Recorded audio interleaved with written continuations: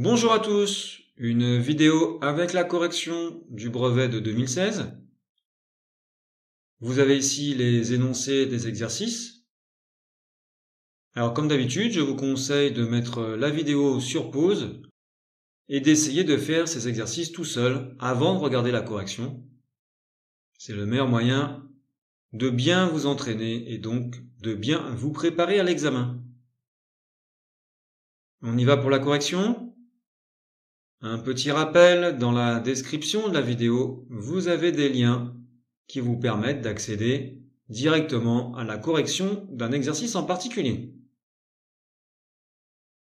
Premier exercice, première question, il faut résoudre un système de deux équations.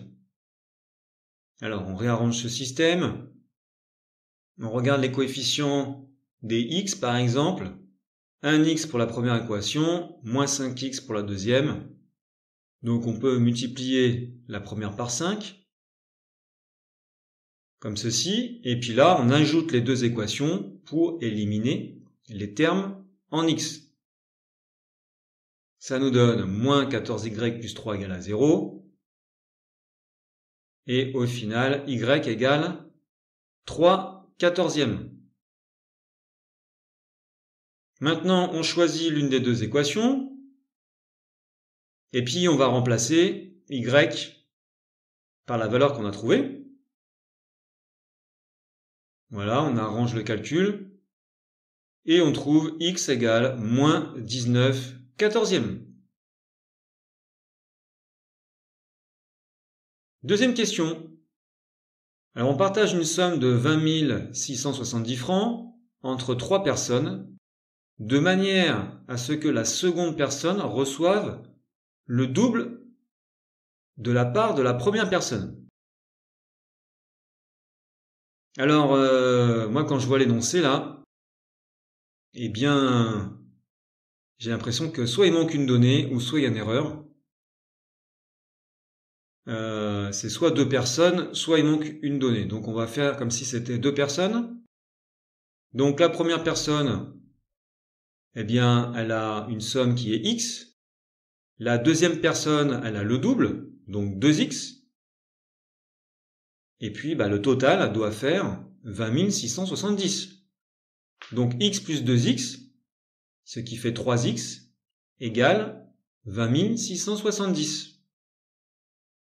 On divise par 3 et on trouve 6 890 francs pour x. X, on l'a posé comme étant la somme de la première personne. Eh bien, la deuxième personne a le double. Donc, on multiplie par 2 et on trouve 13 780 francs. Question 3. Précisez le sens de variation des applications affines suivantes. Alors, la première, le coefficient directeur, c'est 2. Il est positif. C'est donc croissant.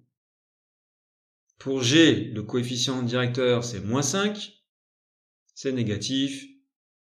La fonction est décroissante. Et enfin, K, il n'y a pas de variable x, elle est donc constante. Quatrième question, on a une fonction affine, moins 3/2 de x plus 1, et il faut ranger des images dans un ordre décroissant. Alors si on regarde la fonction affine, le coefficient directeur c'est moins 3/2. C'est négatif, donc elle est décroissante. On peut donc la représenter par une flèche qui descend comme ça, et puis on voit ce qui se passe quand l'abscisse x augmente. Eh bien les ordonnées, elles diminuent, parce qu'on est dans une phase décroissante. Eh bien on peut maintenant ranger facilement les images de l'énoncé là. Et donc la plus grande c'est f de moins 2, et la plus petite f de 2. L'exercice 2, on a une série statistique. Voilà, qui représente les notes à un devoir. Première question, quel est l'effectif total? Eh bien, on ajoute tout et on trouve 25 notes. Dresser le tableau des effectifs et des fréquences. Alors voilà ce que ça donne. Pour les fréquences, eh bien, qu'est-ce qu'on fait? L'effectif divisé par l'effectif total. Donc pour la note 2, ça fait effectif 1 sur le total 1 sur 25. Après, ça fait 2 sur 25, 5 sur 25, etc., etc. Voilà, et puis après, on calcule. Et voilà ce que l'on trouve.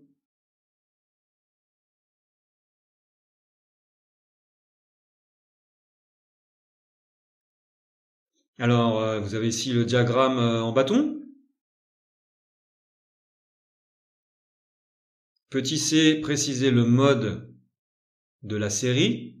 Alors le mode, c'est pour l'effectif le plus élevé. Ici, l'effectif le plus grand, c'est 6, et c'est pour une note de 12. Le mode, c'est donc 12.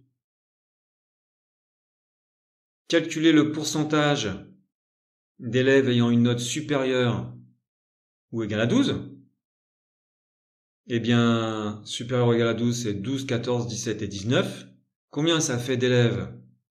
6 plus 3 plus 3 plus 1, ça fait 13 notes, donc 13 élèves. Sur combien? Sur 25. 13 divisé par 25, on multiplie par 100 pour s'en ramener un pourcentage. Et on trouve 52%.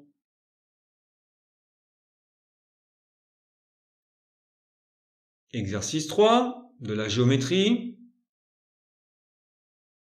Première question, donc on a un triangle ABC, rectangle en B. Voilà, avec des données. Et il faut calculer BC. Alors, on a un angle, un côté, on veut un autre côté.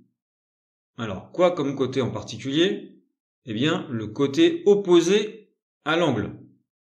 Et puis, on connaît le côté adjacent à l'angle. Alors, opposé adjacent, eh bien, c'est la tangente. Donc, tangente de BAC égale BC sur AB. Tangente 30 égale BC sur 3.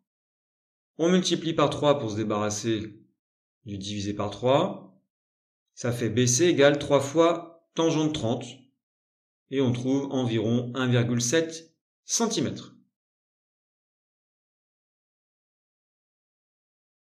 Ensuite, il faut trouver AC. C'est l'hypoténuse. Et puis, on a le côté adjacent. Adjacent hypoténuse, c'est donc le cosinus. Cosinus BAC égale AB sur AC. Voilà, on multiplie par AC et après on divise par 30. Ce qui nous donne AC est égal à 3 divisé par cos 30, environ 3,5 cm. Deuxième question, trace un segment AB. Alors après, on doit avoir AM sur AB qui est égal à 2 tiers. Donc AM, c'est 2 tiers de AB. Donc AB, voilà, on le divise en 3 et on prend les 2 tiers. Voilà le point M. On nous dit que AI, c'est 1 tiers de AB. Donc on part de A. Voilà, on prend 1 tiers. Voici le point I. Et puis après, exprimer IM en fonction de AB. IM, c'est 1 tiers de AB.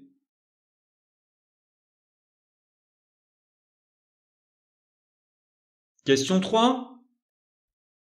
Alors on a un cercle, voilà, de diamètre BC qui vaut 8. Un point A sur le cercle et puis on fait le symétrique de B par rapport à A qui nous donne B'. Première question. Démontre que le triangle BAC est rectangle en A. Alors, ce triangle BAC, eh bien, il est inscrit dans le cercle. Et il a un côté qui est diamètre. C'est BC. Conclusion, le triangle est bien rectangle et il est rectangle en A.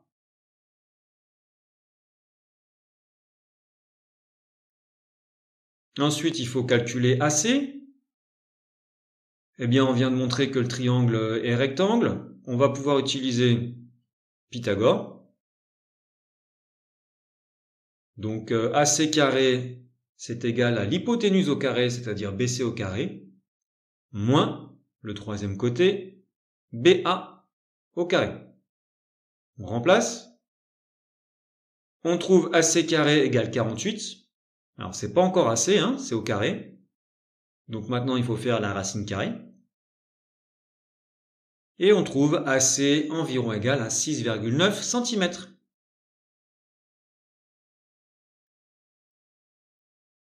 Petit c démontre que AOB est un triangle équilatéral. Alors, si on regarde bien, OB, eh bien, c'est un rayon.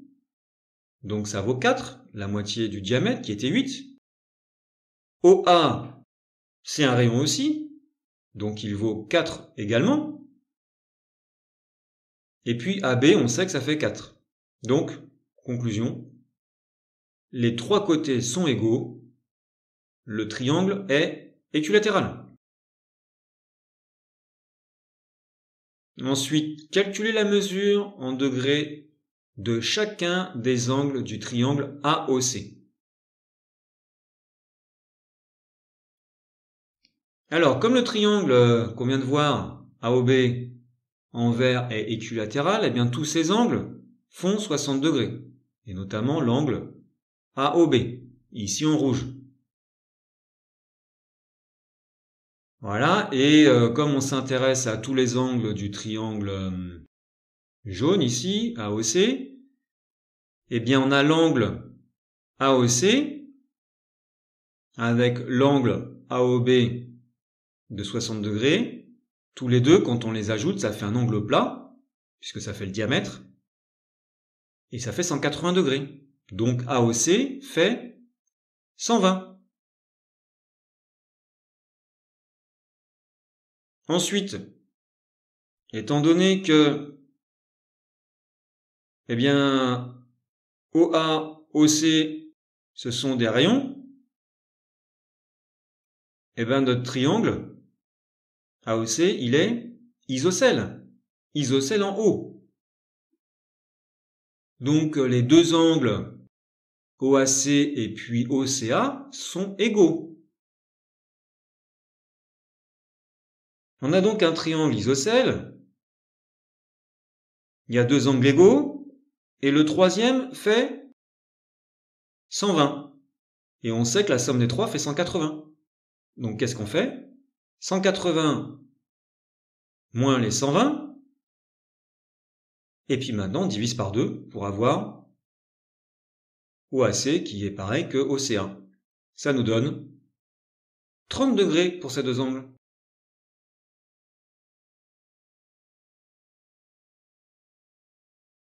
Ensuite, il faut calculer B'.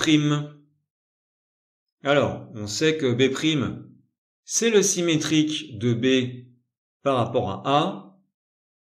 On a AB qui vaut 4, donc AB' va faire 4 aussi, d'où BB' égale 8. Question suivante, démontre que AC est la médiatrice de BB'. Alors, on avait vu que le triangle ABC était rectangle en A, donc la droite AC est perpendiculaire à la droite AB, c'est-à-dire BB'. Et puis, A est le milieu de BB'. Donc on a la droite AC qui est perpendiculaire à BB' et qui passe par son milieu. AC est bien la médiatrice de BB'.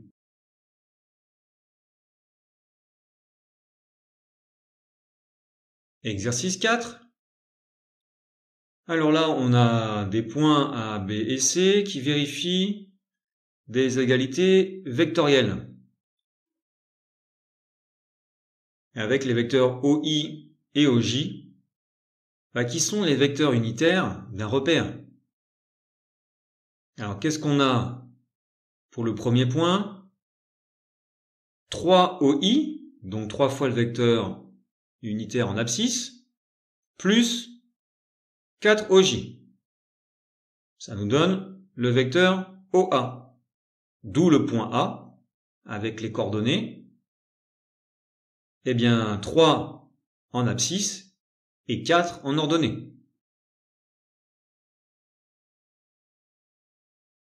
Alors pour le point B, qu'est-ce qu'on a? On a vecteur OB qui est égal à 8 OI plus 4 OJ. Alors on conclut de la même manière les coordonnées qui sont 8, 4. Alors pour le point C, attention, on ne nous donne pas OC, mais on nous donne CO.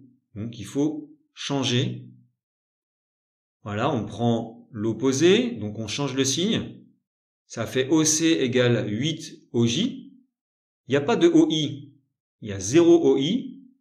Donc les coordonnées, ça sera 0 en abscisse et 8 en ordonnée.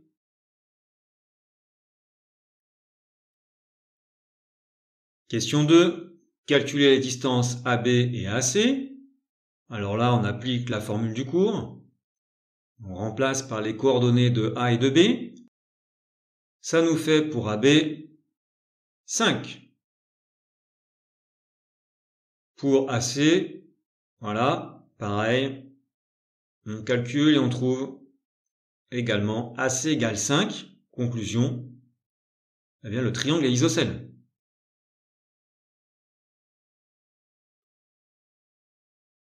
Troisième question, soit K le milieu de BC, calculer ses coordonnées. Alors ça, on a une formule. XB plus XC sur 2, YB plus YC sur 2. Voilà, on remplace et on trouve 4, 6 pour les coordonnées de K. Ensuite, il faut trouver une équation de la droite AK. Alors, une équation de droite, c'est du type Y égale AX plus B. A, coefficient directeur. Comment on le calcule? Avec la formule YK moins YA sur XK moins XA. On remplace et on trouve A égale 2. Donc, une équation de la droite, Y égale 2X plus B. Il faut maintenant trouver B. Alors, on sait que le point A appartient forcément à la droite AK. Donc, ces coordonnées vont vérifier l'équation. On remplace X par 3 et Y par 4. Ça nous donne une équation avec B inconnu. On résout et on trouve B égale moins 2. D'où l'équation de la droite AK, Y égale 2X moins 2.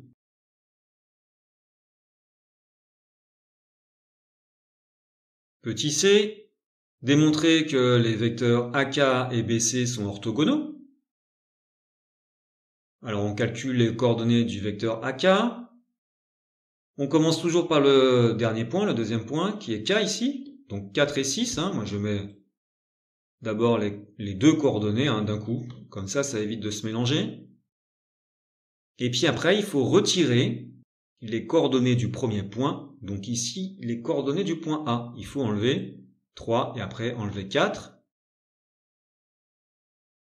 Ça fait vecteur AK égale 1, 2.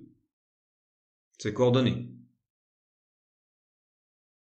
Ensuite, vecteur BC, on applique la même méthode. Coordonnées de C moins coordonnées de B. Et on trouve, pour BC, les coordonnées moins 8, 4. Alors, est-ce qu'ils sont orthogonaux? On applique la formule x fois x' plus y fois y'. ce qui nous donne 0. Les vecteurs sont donc bien orthogonaux.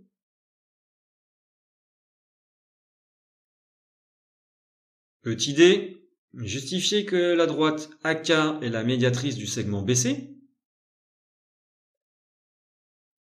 Alors, on vient de voir que les vecteurs AK et BC sont orthogonaux. Donc, les droites AK et BC sont perpendiculaires.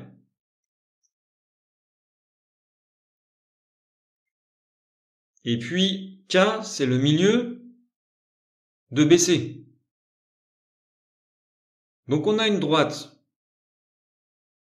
AK qui est perpendiculaire à un segment BC et elle passe par son milieu, le point K. Conclusion, eh bien, la droite AK est bien la médiatrice du segment BC. Voilà pour cette vidéo. Merci, bon courage à tous pour vos révisions et à bientôt.